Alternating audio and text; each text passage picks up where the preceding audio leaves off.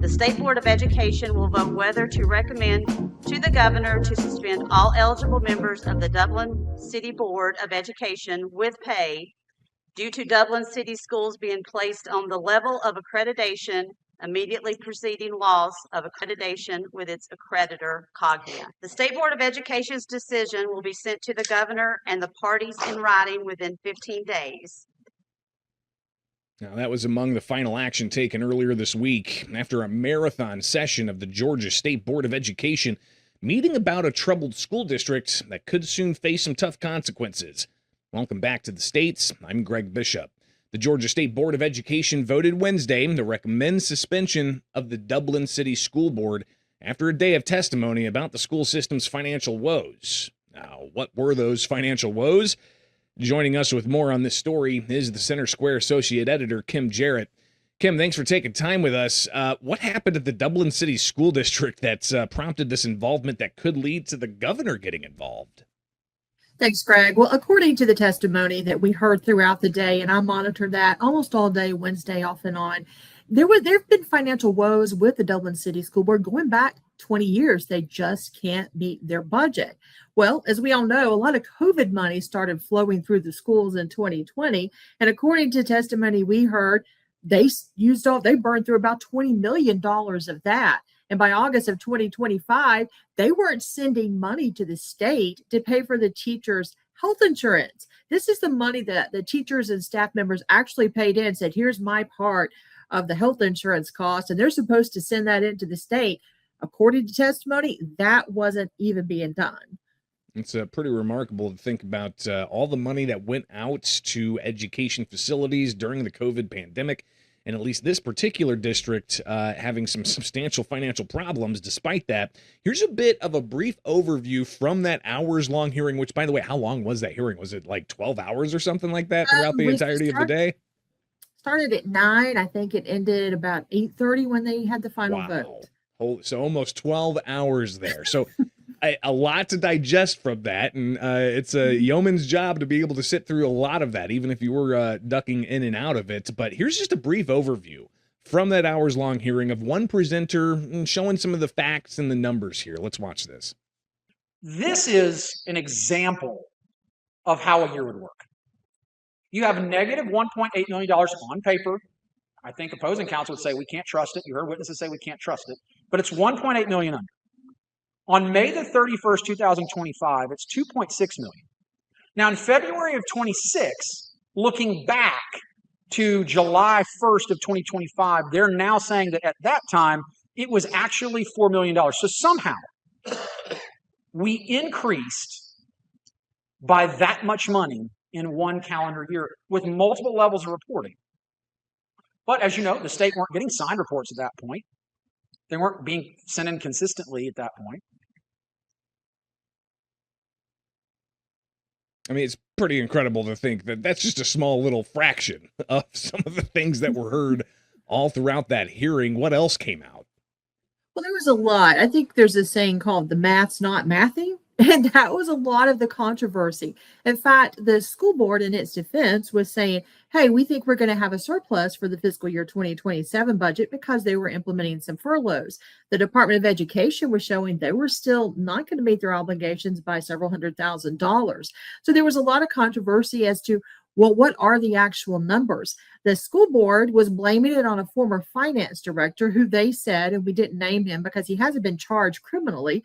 They say that he is under investigation and that he basically lied to them. And that's why they weren't working with the right numbers. So what could we do? We didn't know what the numbers were. So that was their defense during all of this was, hey, we didn't have the right numbers, and the Department of Education, our numbers are not the same. So math is really a lot over my head too, Greg, sometimes. But I was like, my head was spinning all day long. Okay, this number here and this number there. But in almost all the cases, the numbers were all in a negative, and this had been going on as that was testified for a long time.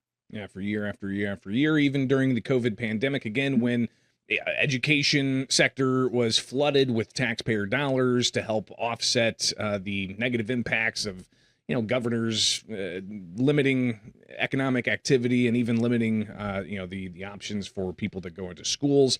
But obviously a lot of accountability here after this nearly 12-hour hearing this week. What did they do, and what's the governor's role in all of this? So basically, the state school board gets involved when an accreditor tells a school system or even an individual school that they are in danger of losing their accreditation. And they have to be a step away, or they could have lost their accreditation. So the state school board, by law, had this hearing. They don't decide if the school board should be suspended. That's up to Governor Brian Kemp. They unanimously voted to recommend suspension of the Dublin City School Board. They have 15 days to get that to Governor Kemp, and then it's his decision. Kim, you mentioned this a little bit earlier, the impact this could have and has already had on teachers' pensions, for instance, of the school district not paying into the teacher pension fund for the teachers there. That's going to impact the teachers there at this particular district. What about the students at this particular district? What's being said about those who are going to be impacted by either, loss of education opportunity or a loss of a job in this area if there's some kind of suspension of this school district? Well, there are 2,300 students in the Dublin City School District. Dublin, if you don't know, is in the middle part of the state. It's a smaller town compared to other towns. So there was a lot of talk about some of the teachers that already lost jobs. There was talk about different programs during the session, but there was also, in its defense, the school board was saying, hey, we have continued to educate the students. We have continued to provide programs. We have just continued despite all of these financial challenges that we have faced.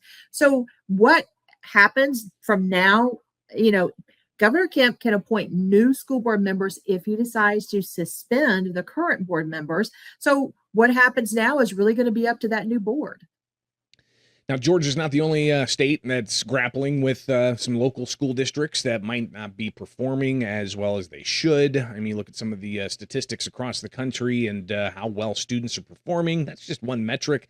But you've got other things to consider, like the financial considerations, as we're seeing with the Dublin School District here in Georgia with your story. But you've been seeing this happen elsewhere. Tell us what's going on in Tennessee, for example.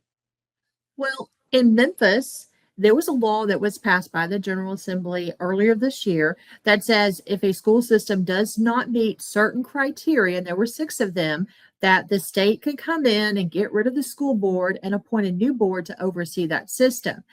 Ironically, the Memphis-Shelby County School System was the only one that met that criteria. That led to a lot of allegations that Memphis was being targeted by lawmakers for this. And so the law went through.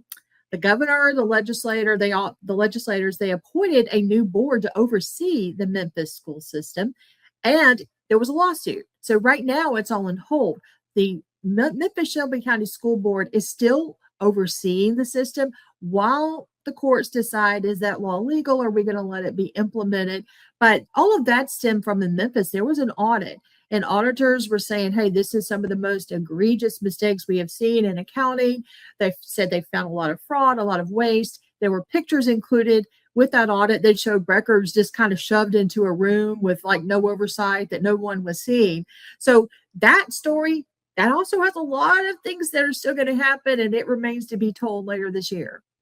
Again, that's in Tennessee, but watching that unfold, how do you feel that that might overlay onto what's going on in Georgia? Do you think that the local school district, if indeed the board is suspended and a new board's appointed, you think there could be some lawsuits in the courts? I have no idea if there are going to be lawsuits, but Georgia has a precedent with this. Former Governor Nathan Deal, he suspended the Dublin County Board of Education back. It was 2016 for that. Also, there were some school board members with the DeKalb County school system suspended in 2013. So I wouldn't be surprised if this happened. There were court actions in the DeKalb County case, but they all failed. So yeah, there's always a possibility. Pretty remarkable and a fascinating topic. Even though it's a small school district in Georgia, these types of things are obviously being audited locally, and you've got a lot of eyes on these school districts all across the country. And these are the types of actions that can be taken by other government actors, like asking for the Georgia governor to step in and help rectify the situation. Good stuff. Kim Jarrett, associate editor for the Center Square. Greatly appreciate your reporting as always. We'll connect with her on that story and many more in the future here with The States.